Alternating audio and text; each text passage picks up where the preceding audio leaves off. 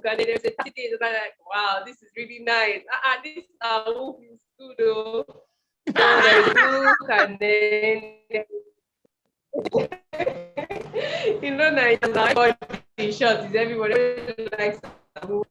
So there is, if I just a book, I'm gonna get 30 days training. I run out of I have to be part of this thing. Nothing must stop me from buying this book, and then somebody's gonna train me for free for 30 days. No. That was before starting. And for me, I remember starting. Then along the line, I found out that I wasn't consistent, despite the fact that I was excited. So I decided to try one method that I had used before. I found out that if I announce something to the world, because the world is waiting for me to deliver, I'll be, I will at the end of the day deliver.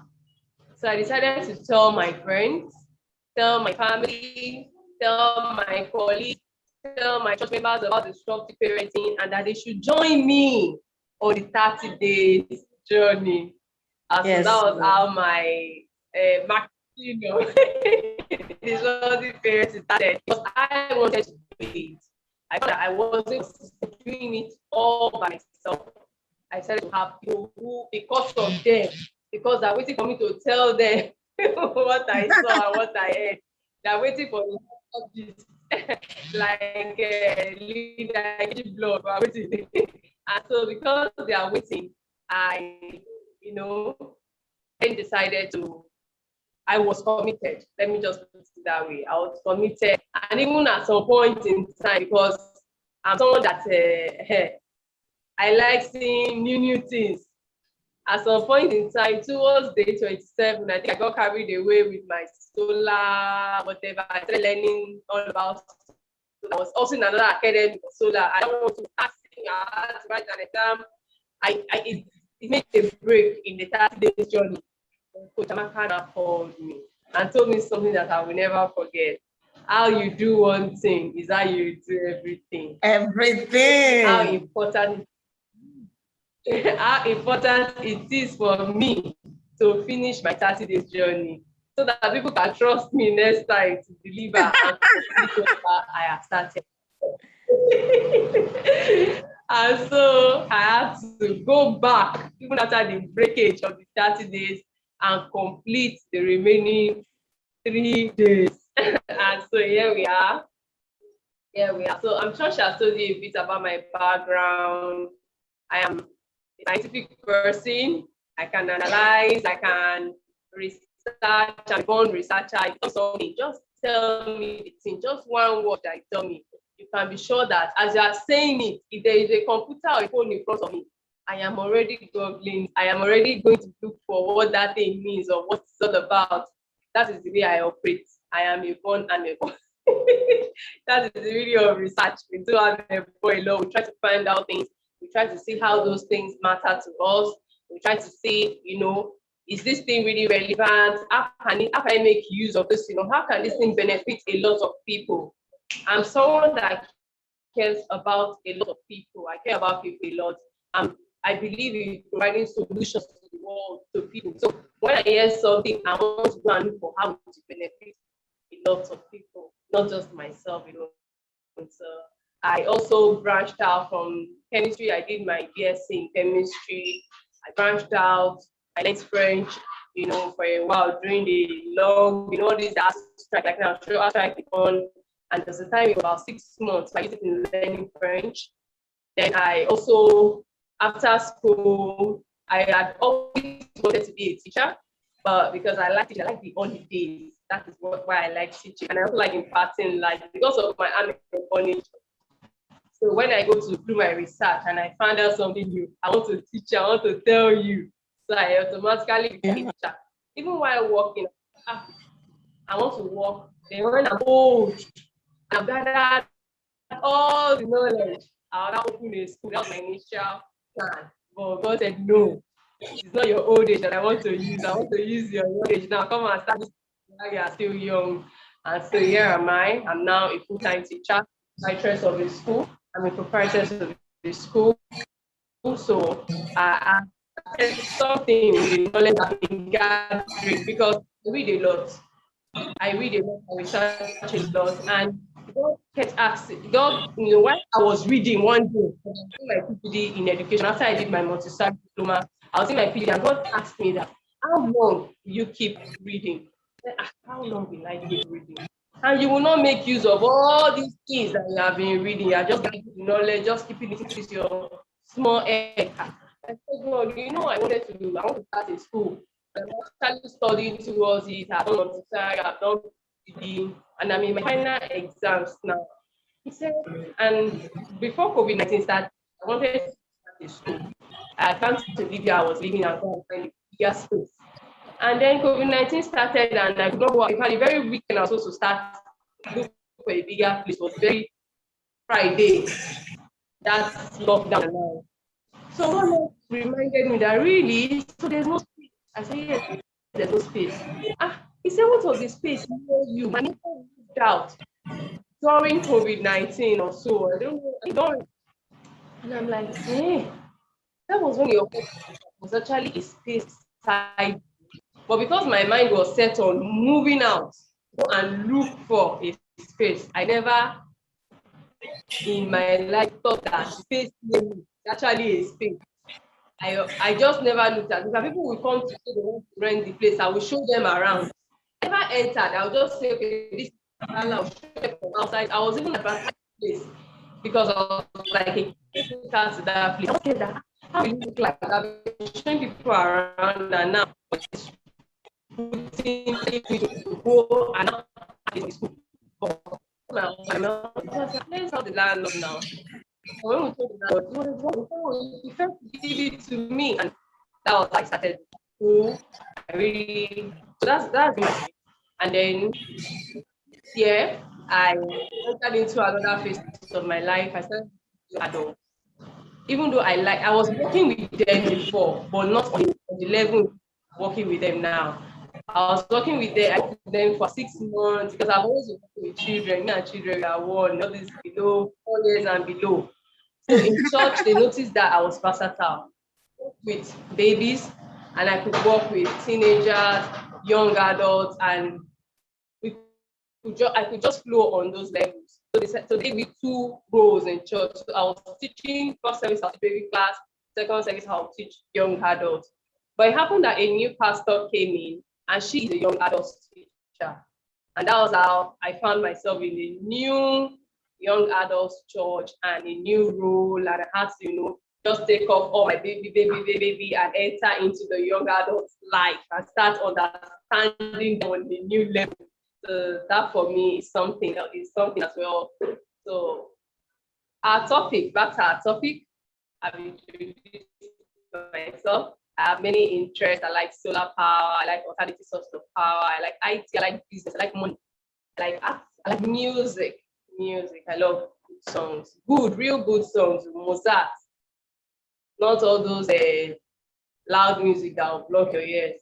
So our topic is how you can, help your child academically from home. How you can begin to develop, an academic interest in your children, how your children can begin to see the world, in languages of mathematics, English, whatever thing that they need to learn in school, how they can start that. And even if they are older children, how they can still develop interest in their academics, even while, they pass the sensitive periods and the ages of where they should have known what they have known.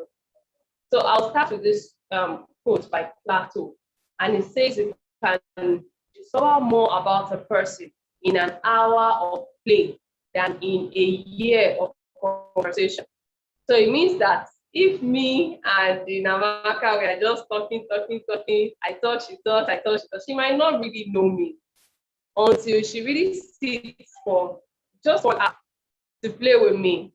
Maybe we're playing a game of, let's say, Ludo. Yeah, that's a very simple game, of cards.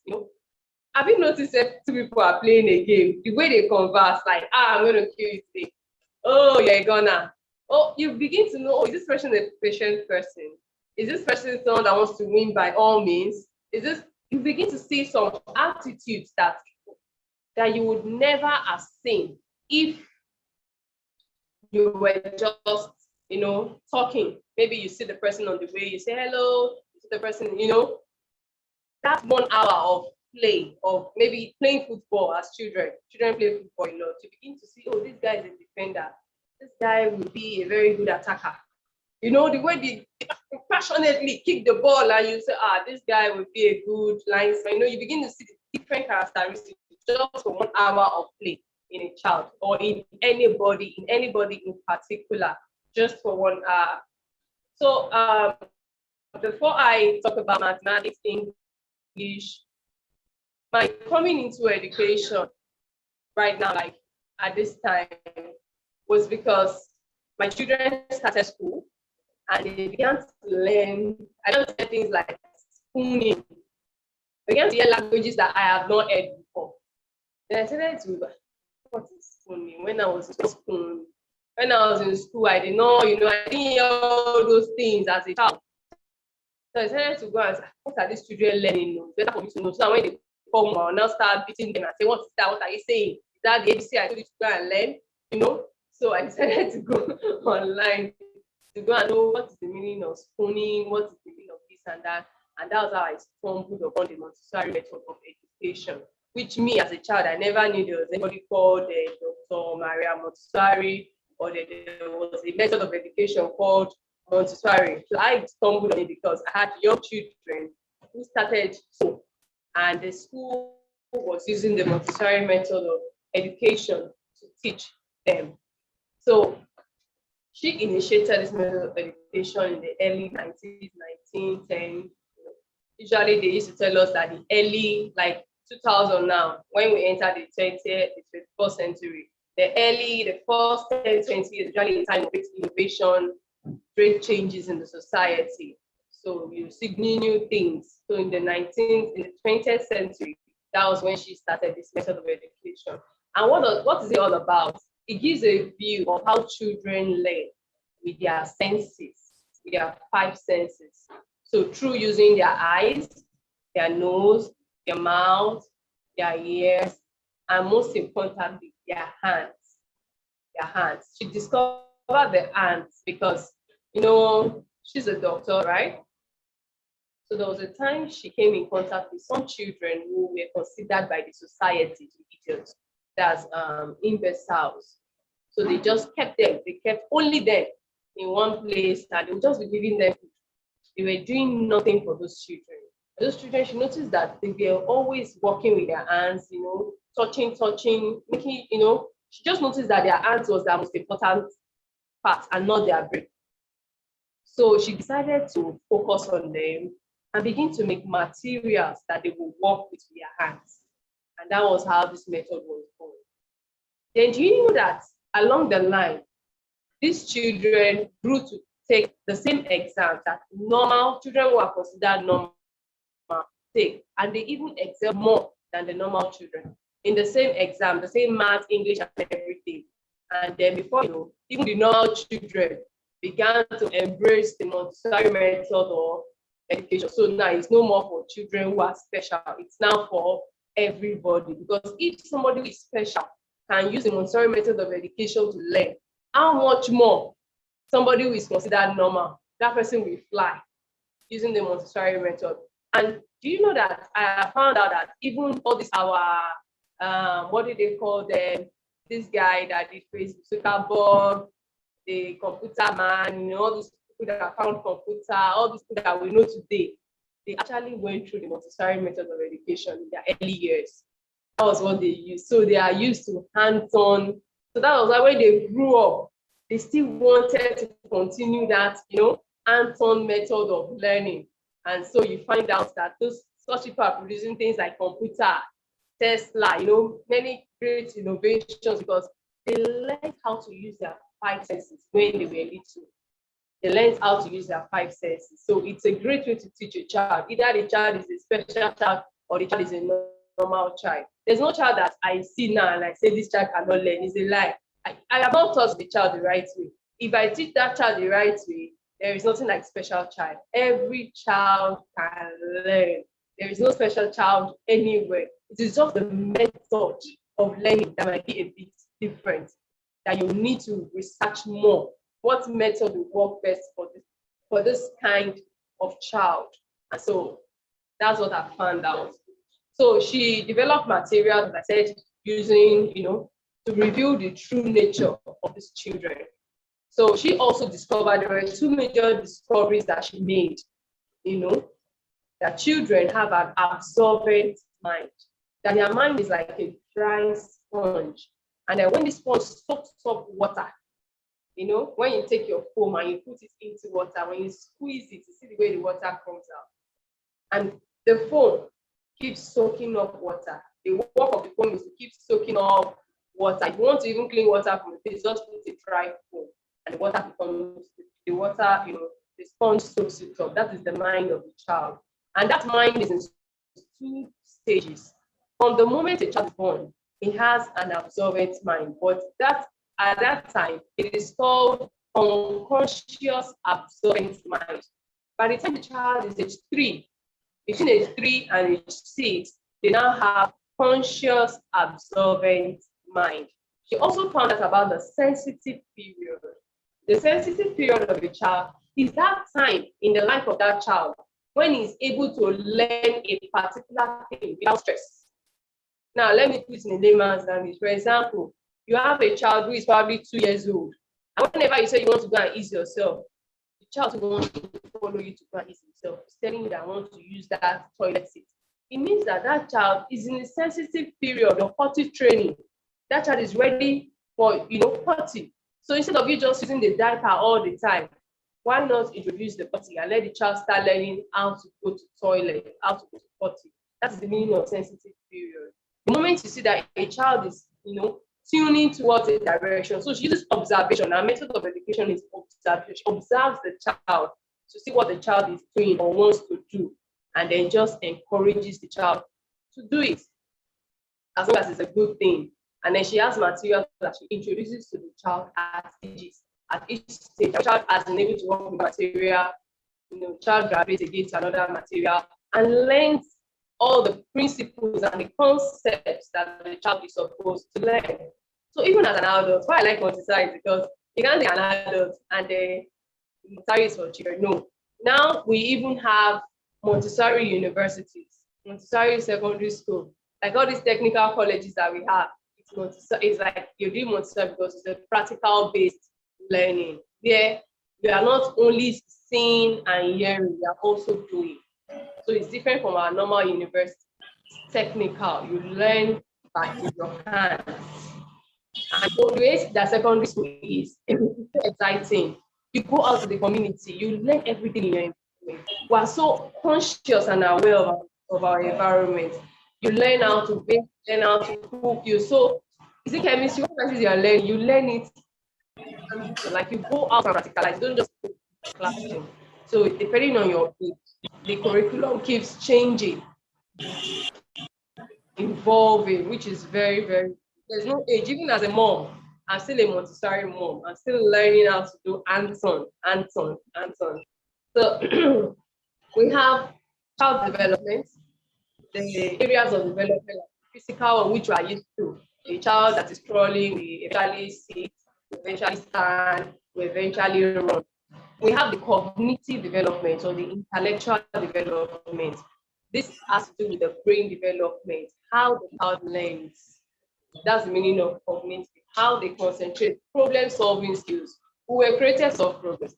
When God put us in the garden of Eden, He put us there to solve the problems that will come up in the garden, to make sure everything goes on well, to maintain and keep solving problems. Then language development, we see a child, from the moment he is born, he responds to the human voice. From the moment he is born. But you might not understand the response. It might just be my response by smiling, my response by pulling back, my response, gradually they beat the mommy and till the emotional development. This also is a vital aspect of the child. It's feelings. The child being able to express his feelings. It has to do with the child's self-esteem. If as a child, that child was not able to express his feelings, he will grow up with a low self-esteem. So you can see most of the things we need to know. It has happened to us when we were babies. It's not now that we are adults. Now that we're adults, we're just doing repair work. Some things have happened to us, and the social development, children are social beings.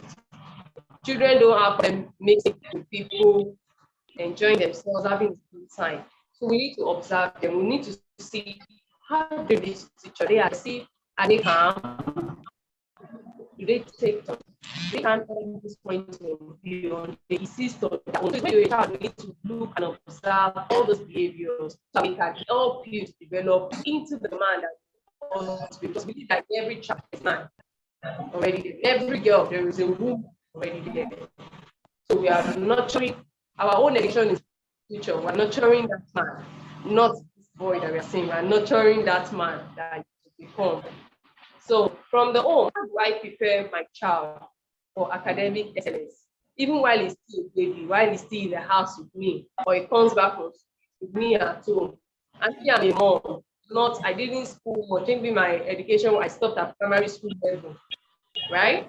Maybe I didn't even get to go to secondary school. Maybe I started learning work. I started learning tailoring from like after secondary school, university, before I went to my NYSC. I learned sewing for 3 months. And because I was a graduate, I learned it so fast. In less than 3 months, I learned how to sew a proper dress. And so exactly like my mother.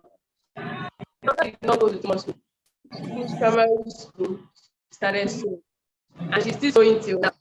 I child is in the university, still sewing. You understand? So that kind of woman now, if she wants to train her child to be academically sound, how does she do it? You understand? And as the Namaka say, how you do one thing, how you do all every other thing. So the way you do that, be sure that is the way you will do it. There is no magic about it because this character is always developed unconsciously. So if you are doing your housework yama yama, when you get to school, you do your schoolwork yama yama. So I teach your child how to do some things, we can every one of us, if parent teacher, children themselves, keep them safe, calm, and happy. And the best time a child learns is when the child is happy, right? A sad child will not learn but is happy and happy at home and in school. So as adults, we need to act as a role model. So this is where my own part as parents or even as a teacher in the classroom comes in. We role play, we move whatever we want the child to do. We act in the same way we want the child to act. If I'm telling a child to jump and they will not jump, that child will not jump. If I'm doing my secretary and I say, now, jump, and I'm standing, I'm sitting down and I'm saying, jump, they will just be. But when I jump, as I'm saying it, I'm jumping. They too, jump. It's just like that. Whatever you see you do as I do. Don't worry, not do as I say, as I do. So if you are saying it and not doing it, they will not respond. So what are some of those things? How to talk in the classroom, or how to talk at home. I cannot tell you the child now when they see that I'm doing a low tone, I'm talking automatically. But if I'm a teacher that was Samantha! Come here! When Samantha wants to call her classmates, maybe she will shout to. Now they will magnify. They will now shout their own like I said. Come here! So that is what the teacher used to do. The teacher says, hey Samantha, you come. Now if Samantha wants to call her friend in the class, she also will say, David, can you come here please? So they will model whatever you do, even your own or the model. See a child and establish eye contact. Listen to what he has to say. So for me, I like sitting down. Why? Because the children are teaching. I'm so tall. If I stand, they will just be looking at me like Mountain Everest. Their head will always be up. So when I'm talking to them, I sit down or I even sit on the floor. That our head will be on level, because that's the only way I can teach them. Especially when I want them to say but I teach counts. If I'm saying above their edge, they don't understand it. But when I can the way my mouth, they will also open their mouth just the same way. So we model everything we want the child to do. Then how to walk in the classroom. When I was in secondary school, for primary school, say I'm my mommy. Hey, we call her mommy etiquette. Mommy etiquette. If you are walking in the very long parlor, white color, touch a wall. You must walk straight. You must stand straight. You know, those are the things. And because she still did it enough, it's why I used to call her mommy etiquette. I tell my friends, I say, man, I want mommy etiquette. She's not about to get married, they not going to meet her physically. They now mistakenly use that. You know, I just say mommy, but she doesn't know that she has a nickname. Now when they call her mommy etiquette. Why did you say that? Now she will know. Why did you call her mommy etiquette? She's mommy, oh please. So how to walk. Those are the things with children. You don't walk touching the walls and just be getting everywhere. You walk straight up on a line. We teach them that. So our workspace.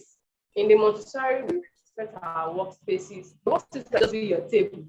It can be a table mat. It might be a floor mat. Some activities on the floor. So our floors are always. You don't mat. You don't step. It's just like your office. You don't just go and be stepping on your table in the office. So we are already teaching you from small how to take care of your space. You respect. We say it's respect. We call it respect. You respect your space. Opening and closing of doors. Imagine those things. It looks small, but we teach you to open and close doors gently, such that when you're in a relationship, you should know that you should open and close doors gently to your relationship. You don't bang the door in your relationship, because everything in life, the same way you do one thing, is the same way you do. If you're banging doors, when you are friends with somebody, you the friendship, you will be hammering the friendship because they are used to hanging doors. So we teach you how to open and close door gently. Use of toilets, washing your hands, care of yourself, how to fold clothes, grace and courtesy. Greetings is very important. I teach them to bow when they are greeting their elders. They don't just start good morning. No, good morning. Bow is a way to things, because it's where they are in the world. Even if they're in front of the president, they bow, they courtesy.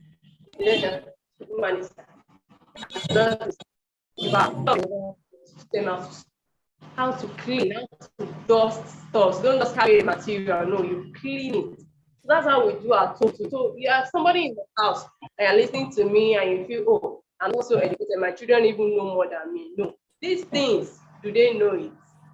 Then how to teach the child the mathematical mind. We do a lot of matching, sorting, pairing, grading. You arrange things from big to small. If my child becomes a lawyer tomorrow now, and doesn't know how to arrange things from big to small, somebody that stole a pen, he now gives the person life imprisonment because he stole a pen. Is that the right punishment for stealing it? But he doesn't know that there's something grade the punishment according to the offense. So we teach all those things. You grade things, you arrange things, you match things, you sort out things, you separate things that look alike from things that don't look alike. You teach them all those. That's how to develop a mathematical mind.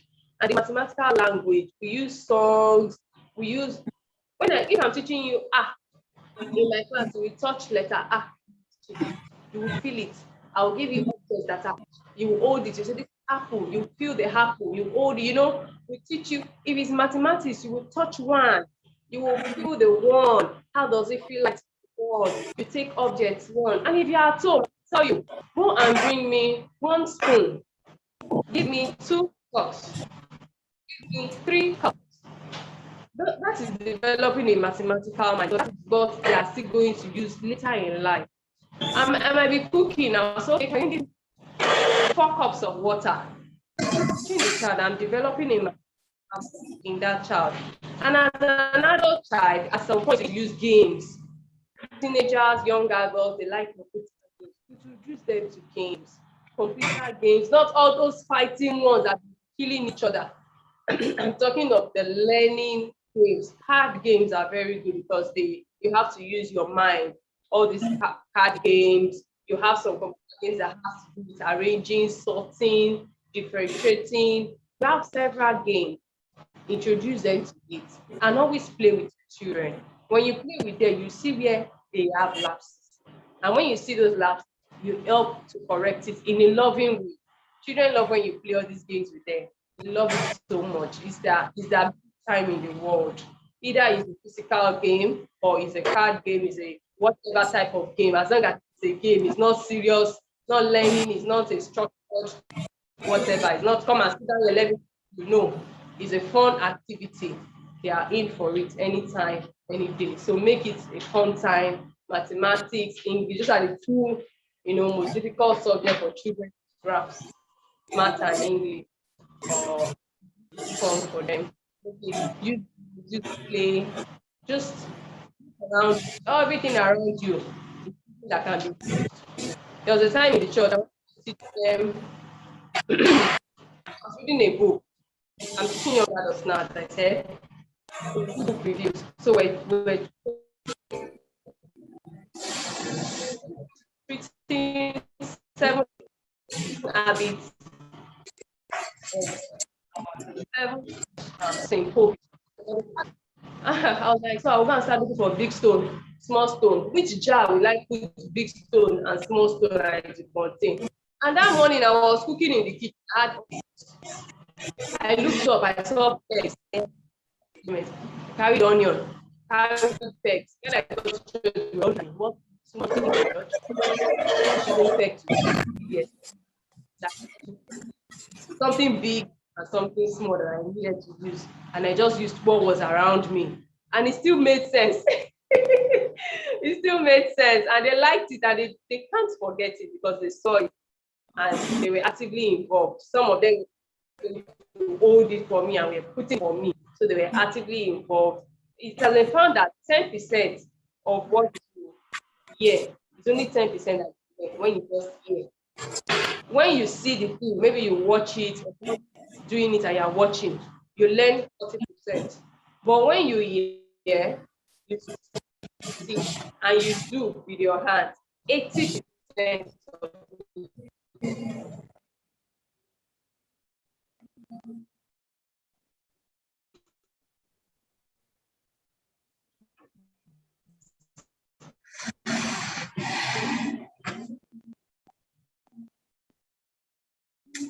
80% of this. So that is how you can teach your children. And also, you getting them in practice makes perfect every day. That's an every day. Make sure you use it. Make sure they read a book. It's very good. So that's on COVID. He talked about it in one of his books that he regretted not reading when he was much more younger, when he had the time to read. That he had a friend who will read voraciously, just like me. My mom introduced me to books at age 6. She introduced me to the library. Imagine a 6-year-old girl inside the library with all those giant books, and I started and reading. This was Wale Soyinka when I was little. I was reading till today. Just another that I don't read as much as before. But there was a time that I could read 4 books in a day because I had tried. Yeah. Thank you very much. I think we can round up with that. Thank you so much. Drums rolling. Someone make us feel loved on that page where you are on YouTube. Thank you so much, Mrs. Olusegun. Thank you, thank you, thank you, thank you. At least I got that if you teach your children this, you see, again, parenting is not, it cannot be delegated. Okay. It's not, it cannot be, you cannot get a staff to help you parent. Yes, yes. All right. So this session is teaching us that if you want your child to excel excellently, or do better than they are doing, beyond what the teacher is doing in the classroom, that's something you need to do. All right. Yeah. But I'm almost tempted to tell every parent to go and get some Montessori knowledge. Yeah, do. It's very Right. important. In fact, Yeah, anytime but you Montessori, know what? You don't have to go and become a certified Montessori teacher, but you can read up a couple of things online on that. at least there are Right, some Stan? parts that common, the practical life. The first Yes. curriculum in the Montessori classroom is the practical life, because that's what you do every day. Okay. So we have first practical life, care of yourself, care of the environment, social grace and courtesy, and then all those our gross motor skills activities. So social grace and courtesy is what we do every day. You must wake up and greet. You must greet mommy, greet daddy, greet brother, greet teacher. Greet. So you can do, that's what anybody can do.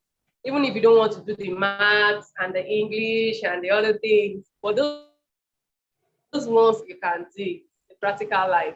Those are the things that you do at home. So why not help them with it, so that when they get to school, they can relate, because we want you to use what you already know to go into what you don't know. So if you know how to do the practical things at home, you will know it will be easy for us to teach you math and English in school, because you already know something. So you will use what you know to learn what you don't know. Okay, you see how important everything is just coming together.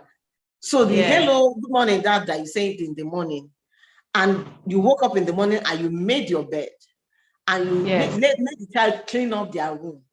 You see how that is going to impact on their grades in school. Yes, you will keep your books, do your homework. Everything will impact. It has a ripple effect, because how you do one is how you do every other. Right. So please, if you're on this call this evening, take lessons. Go ahead. Yes, if you can cook good soup at home, you'll be able to prepare good work in school. Seriously, this is an eye-opener, believe me. This is an eye-opener. To think that if you can, you hear, if you can feel it with your hand and hear it with your ears, you have an 80% possibility. Yes. That's amazing. That goes beyond the 80-20 principle. Right? Or it's about the same thing, where the 20 that you do gives you a ripple effect of 80. I mean, imagine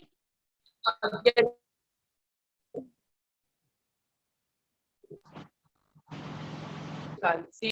I know of a boy, he came to our church. We had a topic of money. There was a day we discussed money in the church. Money is paper. That was the topic. Just to, tell your mom, you don't need to, do something, all that. You know what they do nowadays? Zazu Republic, that's what they call it. So we invited the boy. He's just 20-year-old, and he's making millions of naira. He's still in school. Wow. He's in 200 level. Yes, he's in 200 level, but he's an IT person. So he's working and schooling. He's schooling online and he's working online. He's here in Nigeria. His university is University of London. The boy doesn't even want to be on social media. He doesn't have an Instagram account. He doesn't even want us to post it that he came to our church and he did some, because he just wants to live a quiet life and enjoy his money quietly. And enjoy his money quietly, so that kidnappers will not come after him. The boy told us that, imagine that you and that boy, you are in the class together, you will fail. Why? Because you will be looking at him that this boy is not reading after school, he's not doing anything. But the boy learns just by hearing, seeing the teacher talking. Once he's in the class, he hears what the teacher is saying, he sees what the teacher is doing, and he does it. That's the end. He has learned. That's the end for him. He doesn't need to cram. He doesn't. It happens. Yes, he's an audiovisual learner. He's an audiovisual learner. Yes. Awesome. So just being there, and he has learned it. He has learned it. So when you do see and you hear, 80%, 80 over 100. A child that gets 80 over 100 is A. Is an A kid. A plus plus. That's But if you get 40, 40 is F. And then if you get 10, we will put it F minus minus minus. And you see, the incredible thing is that scoring the 80 is as simple. Huh? I say scoring 80 is simple. It's something is attainable. As in, you can actually raise a consistently 80 kid. Yes. Consistently be an A student if you follow the method. In fact, do you know that in my young adults church now, the pastor, she's a woman, she's the pastor's wife, she now teaches the children how to pass exam. They were surprised. This many of them share testimonies of how before when they want to write exam, they'll be afraid, they'll be scared, they'll be failing. Now they're just, it's a walkover. Just by following some methods, some principles. So all these things can be learned. There is nothing that cannot be learned. There is nothing that cannot be learned. That's just what I have come to realize. There's nothing that cannot be learned. Everything can be learned. So parents, instead of shouting on your children, that they are not scoring, they are doing this, they are doing that, you can do simple things that will make them hear and touch. And the impact on their academics. Thank you for joining. Thank you for coming today. Thank you, sis. Thank you so much. I appreciate you. Wow. We're about to draw the curtains for today's session. It's been an incredible one. Thank you so much. Let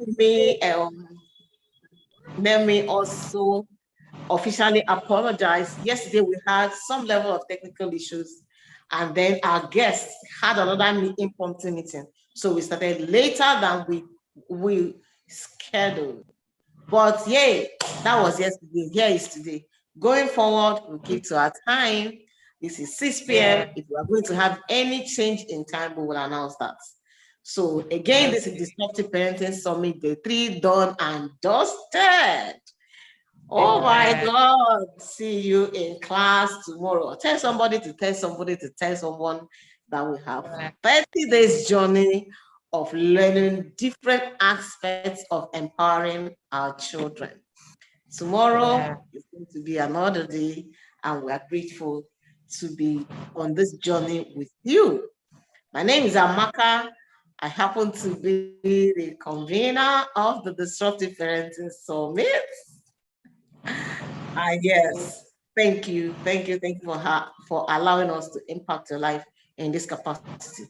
Trust me, I know that by the end of these 30 days, your life will never be the same again. You see how she's been emphasizing that how you do one thing is how you do everything. How you do one thing is how you do everything. So, guys, go and check. What's your parenting style? What's your parenting style? Check it. That's how you're doing business. That's how you're doing marriage. That's how you're doing career. That's how you're doing driving. That's how you're doing cooking. That's how you're doing virtually everything. Because how you do one thing is how you do everything. Thank you. Remember that we're helping you to groom your children into champions and your kids into kings. There's a king in your child, and there is a champion in your children. Good presentation, Angel.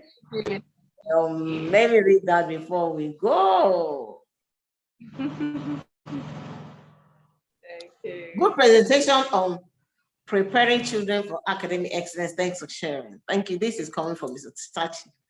Oh, wow. Guys, if you have a question, please draw it on the comment section.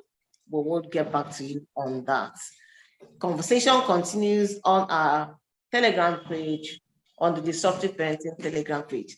Have a wonderful evening. This is me, Amaka from Lagos, Nigeria. Bye. Bye.